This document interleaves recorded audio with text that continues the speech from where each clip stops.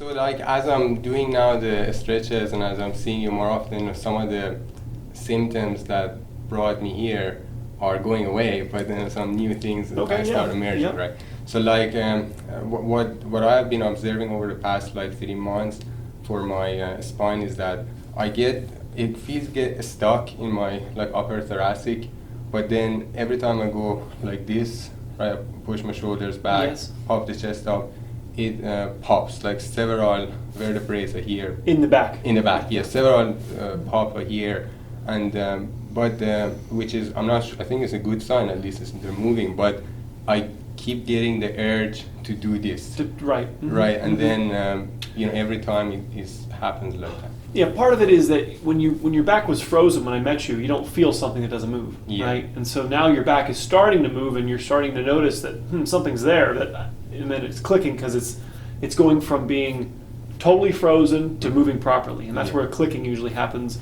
And as you keep loosening it, you'll get to a place where it's just moving all the time, and you won't feel that kind of pressure increase that you'll make you desire to release those air bubbles, and that's what that click is.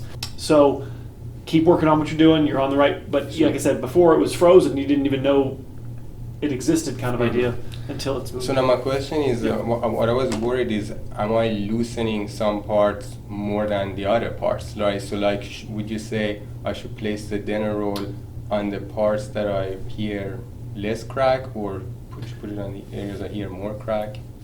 You want it to be even in terms of, we will say, where the most soreness is the most bang for your buck. Gotcha. So sometimes I'll use the roller before I use the dental roll. I'll just kind of scan my back, identify where the most sore spot, whether it clicks or not, isn't as vital, Gotcha. but where it's the most tender, meaning that there's a resistance to movement, is where I want you focusing your most time, would be the most bang for your buck. There are some other issues too, like the back of the shoulder. I mentioned last time, you said it's from the discs.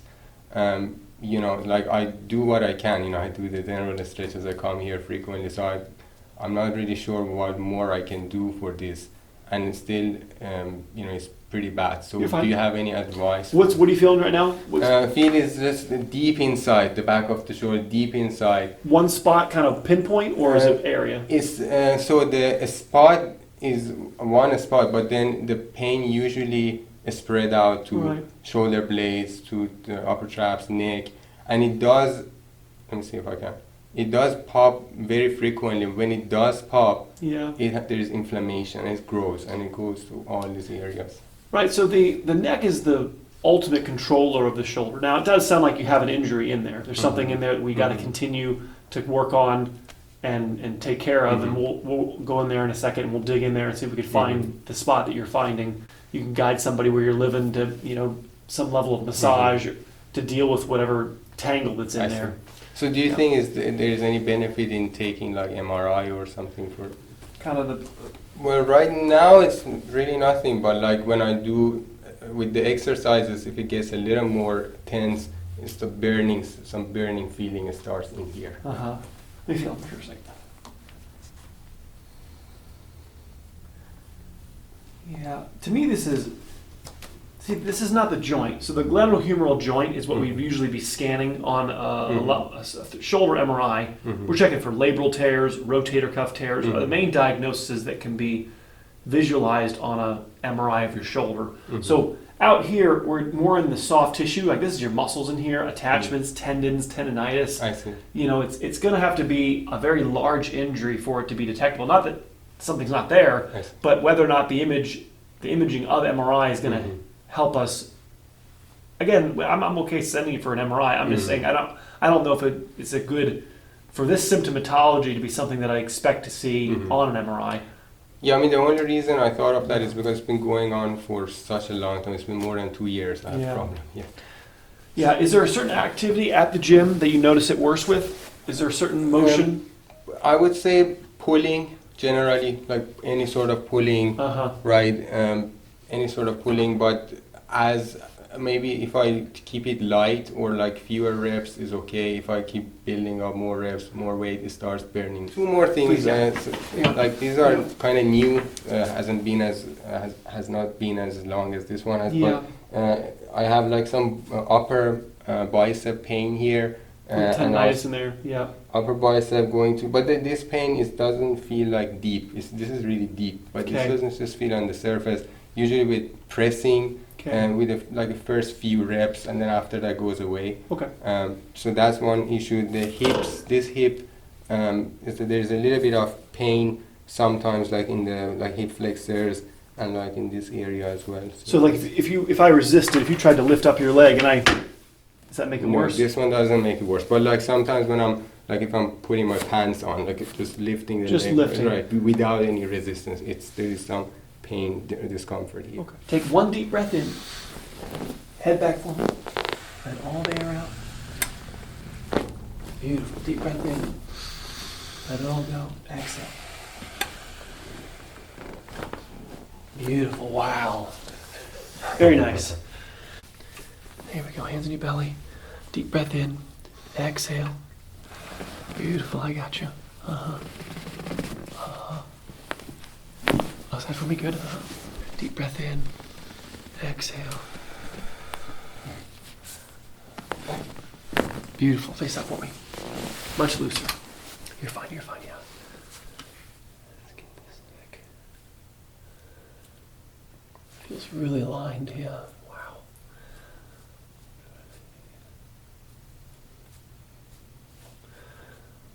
A little bit here on the right there. A little bit on the right. There you go. There we go. Relax your head. There you go.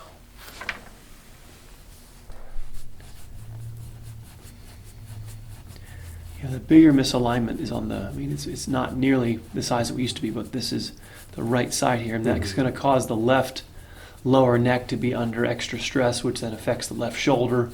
At the very least, the upkeep of your shoulder that's maintained by the nerve becomes compromised when the nerve in the neck is upset. So, nerves don't like to be toyed with or compressed or pushed on, and so it then causes. I'm not saying the nerve's dead. I'm just saying the nerve it's like a light bulb that's flickering. It's not like it's off, but it's not getting the proper signal to the area that it goes to. It's kind of when towards the end of the day, when I'm just sitting working, I start feeling it, and then I take a nap or something, it goes away, or go to gym, it kind of goes away after that. You have the nerve, C5-6 nerve goes to your shoulder, so the pressure on that nerve affects the health of the shoulder and also the sensation to your shoulder. It's tough. Discs don't repair, so this is where keeping your upper neck as loose as possible. It's not chewing on that tooth is the best way I put it, and it's like your favorite tooth to chew on. It's like you've had a habit over 30 years of chewing on that lower neck at C5, and it's not a quick change where your body's going to give up that habit and bend somewhere else. And the dental is a retainer, but maybe we need to have somebody, at the very least, deep tissue massage in your upper neck, or somebody adjusting your upper neck to keep this as loose as possible. There we go.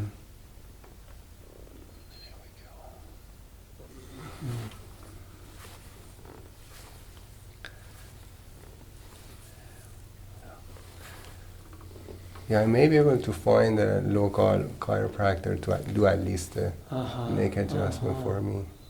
And then I come here for more. Oh, God.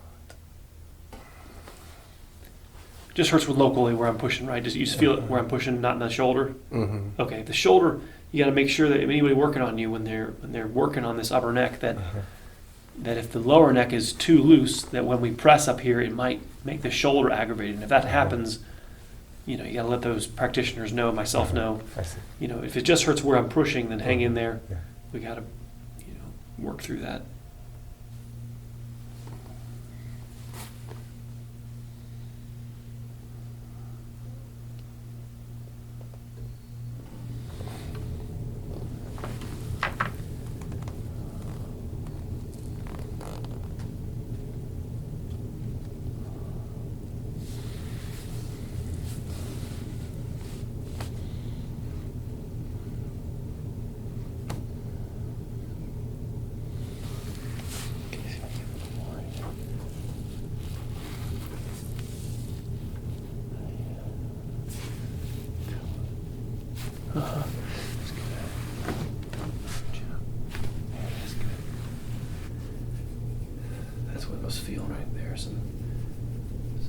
up here. So this gets clogged, and then your lower neck, for however long since your last visit, the lower neck goes back to bending a little extra, and that's all it takes. Probably doesn't take much to get it to that point where the nerve that goes to your shoulder is starting to be, constantly hit and upset.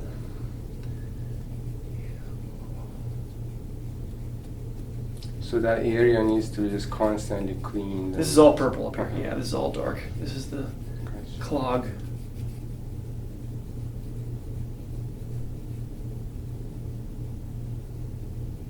Right there, that's what I was feeling. I almost can see it as like a circular.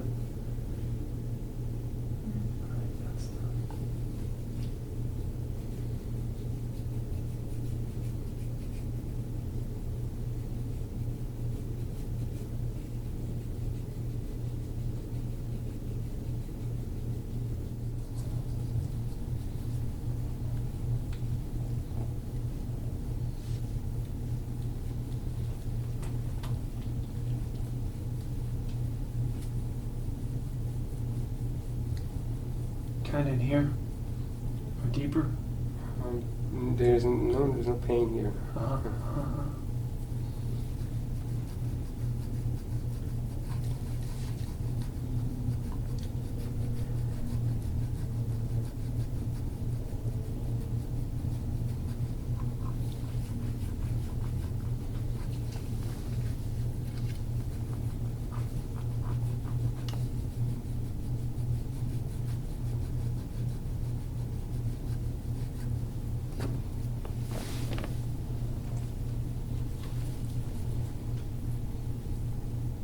Definitely feel something right in here.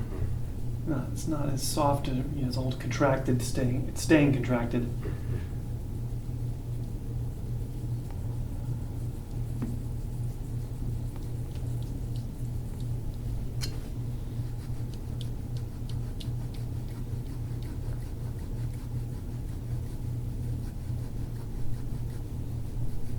It definitely pops a lot more than the other side. So right back here? Yeah, back of the shoulder feels not as stable as the other side.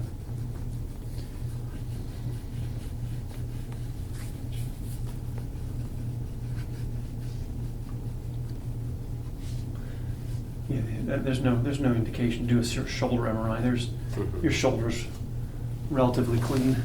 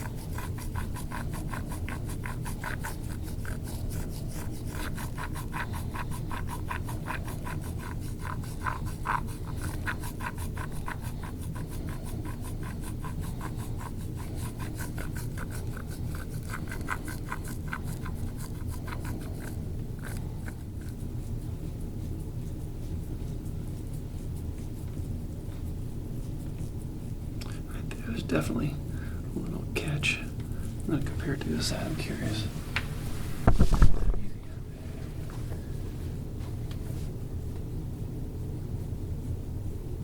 Yeah, just smoother over here. Yeah, I feel it. Yeah, there's just a.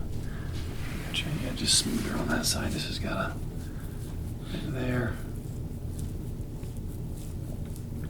There's more graininess. I call it this kind of. You injure it and then it heals like in a tangled mess, and then it gets injured again, and then what happens is when you move it around, you just feel the ripples in the tissue more. That's what the Shaw they meant sand. It's like there's a sandiness, it's supposed to be smooth, and then inside it gets like almost like when you're walking the beach, now you have all this sandiness all over your feet. Yeah. Internally, it becomes like sand.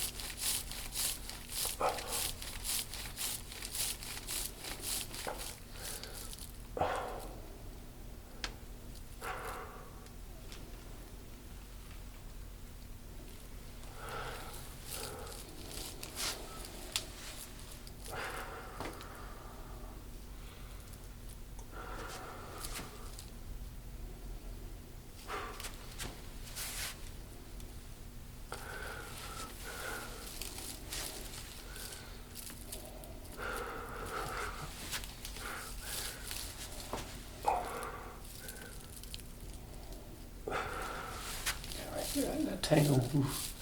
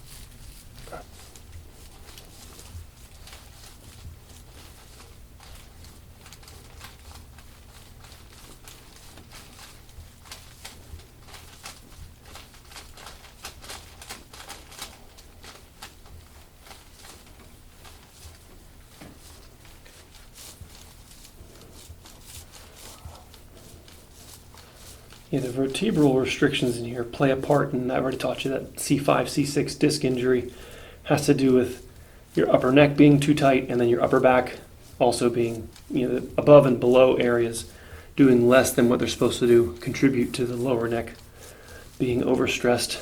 So we're getting there. If you're feeling more mobility here, it's a step in the right direction. You're getting, and then it finally, once the lower neck actually becomes stiffer relatively to the upper neck and upper back, then it, is it's much more apt to feeling better and not being upset because it's not the first one arriving to work, and these other areas are now showing up faster.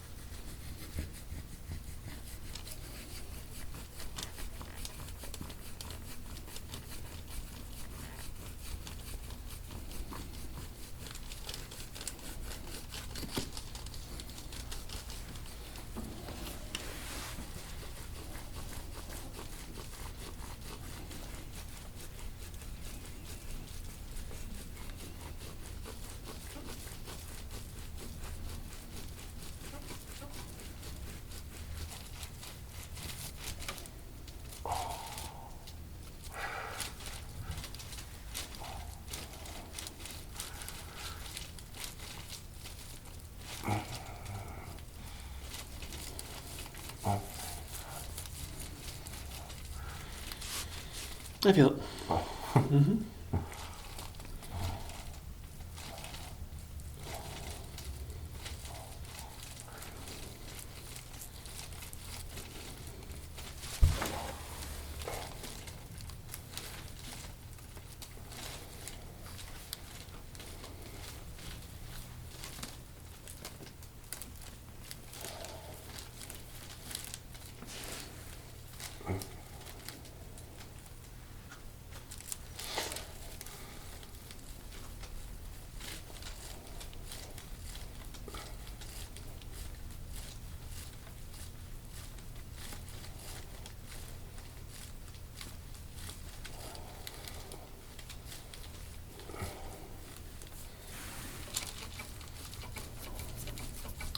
It's just a deeper layer. It's in a deeper layer over here. Like you're saying, it feels deep. It's you can't even really access it. You have to access it only through stuff on top. Like there's pillows on top, and I have to like try to comb at it. You know, with the layers on top, pushing down on the layer underneath where the problem is and the scar is. It just takes longer to draw it out. It's like Terry's minor, Terry's major. But it's like there's layers underneath it that are.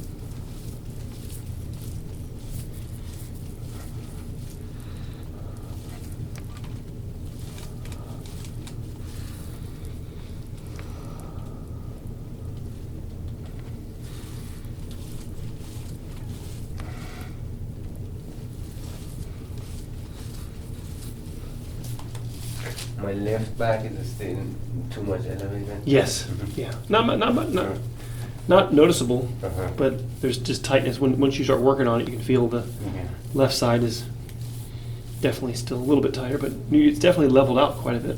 Yeah, I've been doing the stretch you showed me last time with the foam roller. Yeah, beautiful. No, it's not nearly the. Only when you work on this can you feel that this is softer, right? You can feel that this is softer, and then this is, and then this the nerve's L1 nerve. It goes right to your groin. It goes 1, 2, 3, L1.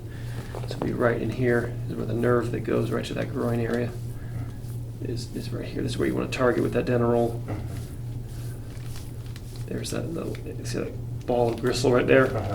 That's what's causing the groin. Is that not? It doesn't exist over here. Feel the difference? Smooth as cake and pie, ice cream. Just totally smooth, and you got all this, knots and gristle right there.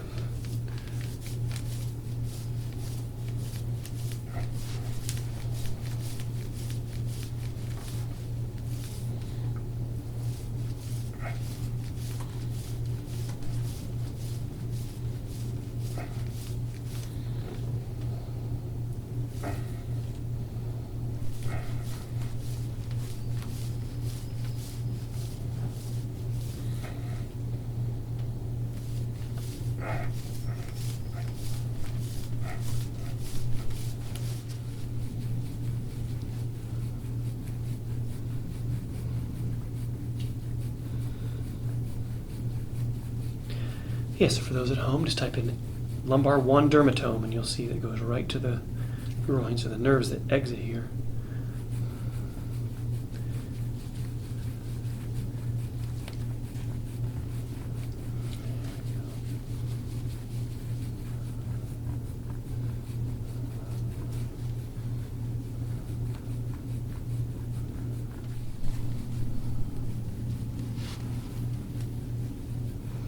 That is very good. Yeah, that's what's causing this groin.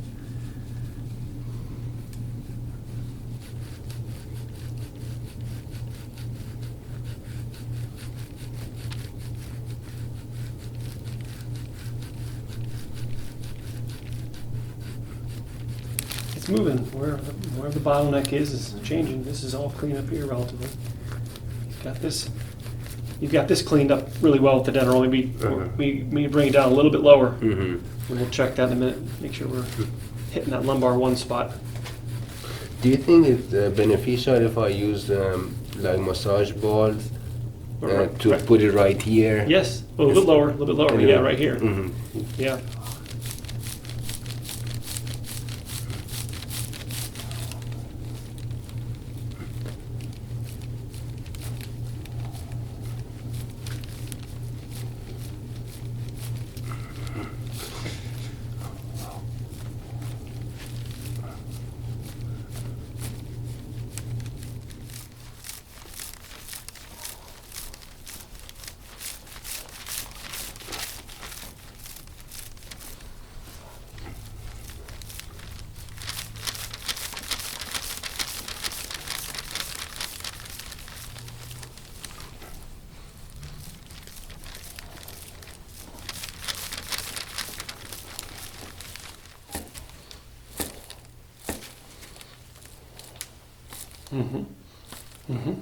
Nice.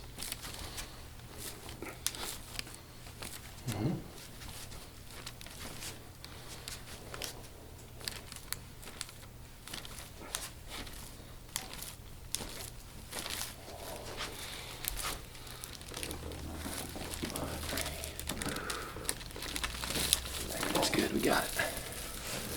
If this upsets the shoulder, let me know. I'm gonna try to go slow. Sure. Shoulder okay? Yeah. All right, breathe.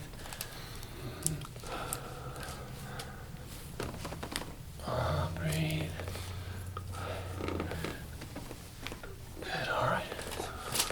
All the power I got. Felt a little on the shoulder. A little on the shoulder. Not too. Yeah, and the shoulder. Yeah, all right. But that's what's going out of the groin on the left. Is all that. And no difference. No difference, but there is one spot here that it hurts a little bit. Yeah. And these are just hold. Yeah. You find those spots, you try to just hold pressure on them. Yeah. If there actually is an attachment, you just want to hold that down.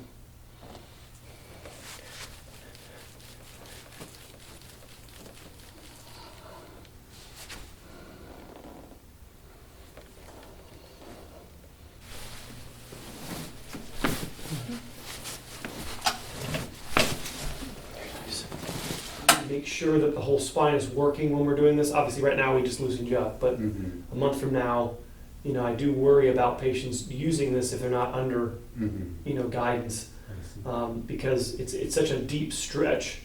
Most people can, most people can start to utilize the dental without having any observation, but this guy kind of need more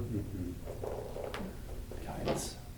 Once you get these set to the right tension, it's easier to make. Have you been having it that low? I have, but this is uncomfortable. Yes, I expect this to be uncomfortable. As long as your lower back is not getting upset, the waistline on the back, and it just is uncomfortable where I like emulating my elbow, that's what you gotta work on. We need to master, and then I would do the knee side to side, so gently keep your knees together, and then rotate, work on compressing the left side, compressing the right side, very good, really dig in there, even a little bit, keep it as high as you can.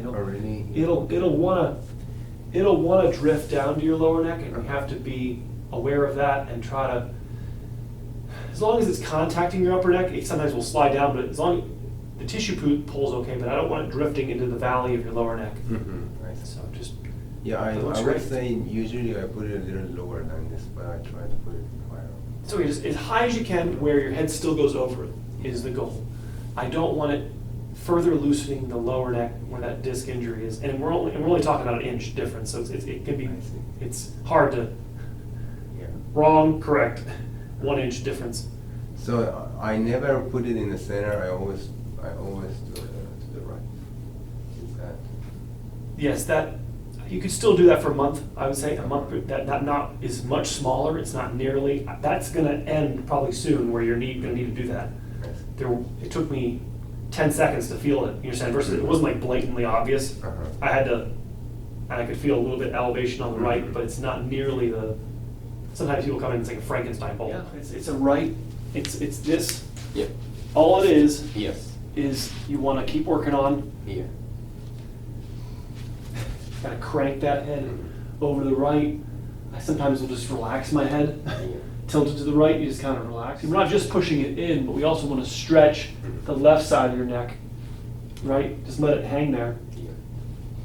Just try to, like, if I'm working, I'm like this, just try to.